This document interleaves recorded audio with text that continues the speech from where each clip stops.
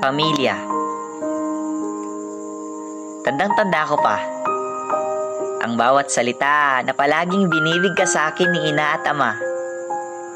Ang bawat payo, ang bawat pagpaparamdam na hindi ako nag-iisa sa mundong ito.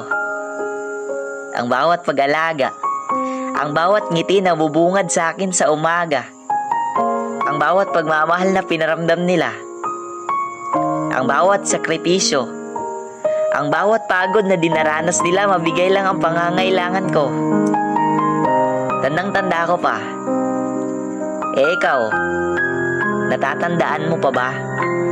Kung iisipin mo ang unang pagkadapa ng mga panahong gabay ka pa nila, na sa bawat hakbang ay nakasunod sa iyong mga paa ang gabay ng magulang para matuto ka. Sa unang metrong paghakbang ay halos maiyak na sila sa saya. Sa unang ngiting nakita nila sa iyong mga mata ay punas lahat ng paghihirap na dinaranas nila. Ikaw ang dahilan ng pagbitaw nila sa mga bagay na walang magagawa.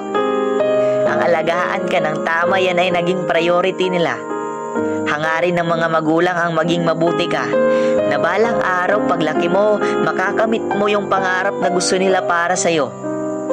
Ang kinabukasan ay nakasalalay sa mga kamay mo. Ang kinabukasan na hindi naabot ng magulang mo. Kaya gusto nila itong makita sa'yo. Pero bakit? Bakit sa paglaki mo ay nawala na ang respeto? Bawat pagpapaalala ng magulang ay sinasagot mo. Nakalimutan mo na ba kung ano ang mga paghihirap nila sa mga oras na nasa sinapupunan ka pa ng ina ay alagang-alaga ka sa loob ng 9 na taon na pagdala sa iyo ng tama hanggang sa isinilang ka, na sa kahit lamok man lang ay ayaw nilang madapuan ka, tapos ngayon ano na? Ang pagmamahal nila sa iyo mula noon hanggang ngayon ay hindi naiiba. Pero bakit may mga anak pa rin parang palagi sila pa yung nasa tama? Kaya payo ko, ibalik ang respeto. Suklian mo kung ano ang ginawa ng magulang mo sa iyo. Darating sa punto na magiging magulang ka rin kagaya nila. Kaya kung gusto mong igalang ka ng mga anak mo, igalang mo muna sila.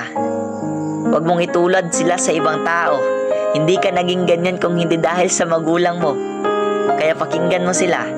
Lahat ng payo ng magulang ay para sa ikabubuti mo, hindi para sa kanila. Tandaan mong kahit kailan hindi ka nila binaliwala, hindi ka pinapabayaan, kaya hindi ka nag-iisa. Sa laban ng buhay, kasama mo sila. Iiwanan ka man ng lahat, pero ang magulang kahit kailan hindi yan naisip nila. Tandaan mo, sa magulang tayo natutong makontento, sa magulang tayo natutong rumispeto, sa magulang tayo natutong lumaban.